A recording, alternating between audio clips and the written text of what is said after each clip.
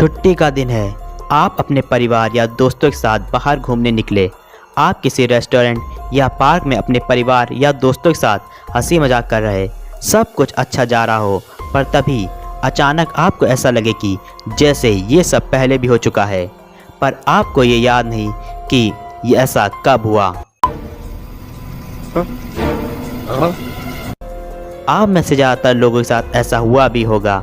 दरअसल जब भी ऐसा कुछ हमारे साथ होता है, हम सब परेशान हो जाते हैं।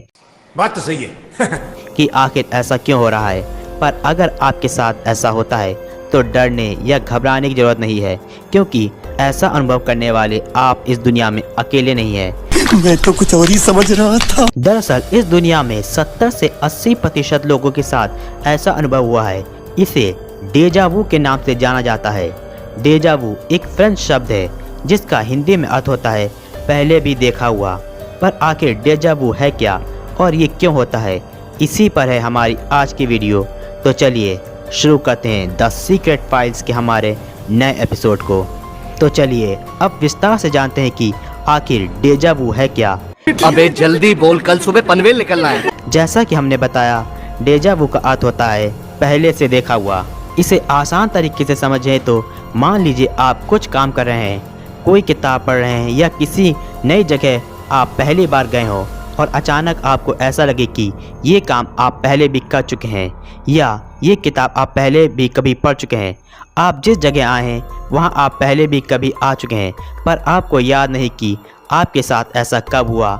इसी चीज़ को डेजा वू कहते हैं। डेजा वू एक ऐसा अनुभव है जिसके बारे में साइंस भी अब तक कुछ भी पूरी तरह से बताने में असमर्थ है। डेजा वू का जिक्र पहली बार 400 ईस्वी में एक प्राचीन दार्शनिक सेंट ऑगस्टीन ने किया था। उन्होंने इसका जिक्र झूठी यादों के रूप में किया था, लेकिन 1890 में फ्रांसीसी दार्शनिक एमिल बोराइक ने इस अनुभव के लिए पहली बार डेजा वू शब्द का प्रयोग किया। उसी के बाद से इसे डेजा वू के नाम से जाना जाने लगा। अब सवाल उठता है कि ये एहसास होता क्यों है। वैज्ञानिकों के पास अभी तक इस बारे में कोई सटीक जानकारी नहीं है। वैज्ञानिकों ने इस पर कई प्रयोग किए, पर ये कुछ सटीक जानकारी नहीं निकाल पाए कि डेजा वू आखिर होता क्यों है। डेजा वू होने का कोई निर्धारित समय नहीं होता। ये कब होगा या कब होने वाला है, इस बारे में किसी को कुछ पता नहीं होता। डेजा वू इतने कम समय के लिए अनुभव होता है कि कई बार तो लोग खुद नहीं समझ पाते कि आखिर उनके साथ हुआ क्या। यही कारण कि विज्ञान अभी तक इस पहेली को नहीं सुलझा पाया, पर कुछ थ्योरीज हैं जो डेजा वू होने का कारण हो सकती हैं। डेजा वू होने की जो पहली थ्योरी है वह है पुनर्जन्म की। अधिकतर लोग डेजा वू अनुभव करने पर अपने इस एहसास को पुनर्जन्म से जोड़ते हैं। जैसा कि कई धर्मों में पुनर्जन्म को महत्व दिया जाता है। कहते हैं कि जब किसी इंसान की मृत्यु हो जाती है उसके बाद वह फिर से जन्म लेता है। इस जन्म में जब हमें पिछले जन्म की कोई बात याद आ जाए या हम किसी ऐसी जगह पर जाएं जो हमारे पिछले जन्म से जुड़ी है, तब हमें लगता है कि जैसे यहाँ हम पहले आ चुके हैं या हमारे साथ पहले ऐसा हो चुका है। पूर्व जन्म की इन्हीं यादों के सामने आने के कारण डेजा वू होता है। वहीं डेजा वू पर दूसरी थ्योरी हमें सपनों से जोड़ती है। हमारे सपने ज़्यादातर हमारी ज़िंदगी से जुड़े होते हैं। अगर हम सोने से पहले किसी चीज़ के बारे में बहुत सोचें तो हमें अक्सर उसी से जुड़ा सपना आता है। मान लीजिए आप किसी जगह पर अपने परिवार या दोस्तों के साथ घूमने जाना चाहते हैं, तो आप अक्सर उस जगह के बारे में सोचेंगे, जिस कारण हमें सपने में वो जगह से जुड़ा भी सपना आएगा। जैसा कि आप सपने में अपने दोस्तों या परिवारों के साथ उस जगह घूमने गए, आपने सपने में उन पलों को जिया, पर सुबह जागते ही 99% लोग अपना सपना भूल जाते हैं, पर कहीं ना कहीं वो पल हमारे दिमाग में रहते हैं। और जब आप सच में उसी जगह पर अपने परिवार या दोस्तों के साथ जाते हैं तो उस जगह को देखकर उस सपने की याद भी सामने आ जाती है और उस समय हमें ऐसा लगता है कि ये पल पहले भी आप जी चुके हैं, पर कब ये याद नहीं रहता, और इसी को डेजा वू कहते हैं। डेजा वू पर जो तीसरी और सबसे फेमस थ्योरी है वह है glitch in the matrix theory. इस थ्योरी के अनुसार हम असली ब्रह्मांड में नहीं हैं। नदियाँ, सागर, पर्वत, पृथ्वी, आकाश, चांद, सूर्य, तारे और यहाँ तक हम सब असली नहीं है। हम सब एक कंप्यूटर प्रोग्राम है, और जब इस प्रोग्राम में कोई ग्लिच यानी कुछ गड़बड़ी होती है तब हमें डेजा वू का अनुभव होता है। डेजा वू पर एक मिसमैच थ्योरी भी है।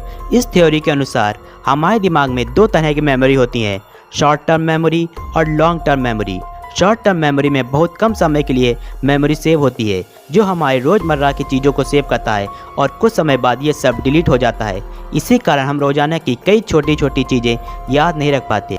वहीं लॉन्ग टर्म मेमोरी में हम यादों को हमेशा के लिए याद रख सकते हैं। कई बहुत ज़रूरी बातें हमारे इसी भाग में सेव रहती हैं, पर कभी कभी ऐसा होता है कि कुछ बातें सीधे शॉर्ट टर्म की जगह लॉन्ग टर्म मेमोरी में चली जाती हैं और जब वो घटना दोबारा घटती है तो वह वापस शॉर्ट टर्म मेमोरी में आ जाती है, जिस कारण हमें ऐसा लगता है कि ये हमारे साथ पहले भी हो चुका है और इसी को डेजा वू कहते हैं।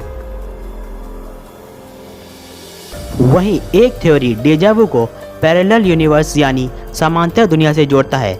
ऐसा माना जाता है कि जिस ब्रह्मांड में हम और आप रहते हैं, ठीक वैसा ही एक और ब्रह्मांड मौजूद है जहां आपकी और हमारी मौजूदगी है। मतलब जैसे हम यहाँ हैं वैसे ही उस ब्रह्मांड में भी हैं। इसी को पैरेलल यूनिवर्स यानी समांतर दुनिया कहा जाता है।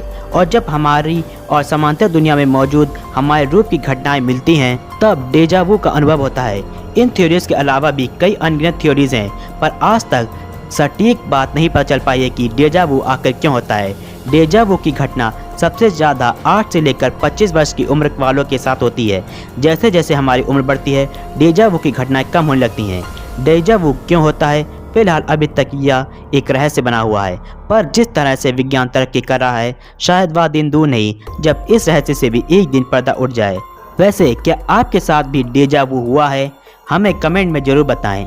आज की वीडियो में फ़िलहाल इतना ही। जल्द मिलेंगे द सीक्रेट फाइल्स के किसी नए रहस्य के साथ। तब तक के लिए जय हिंद।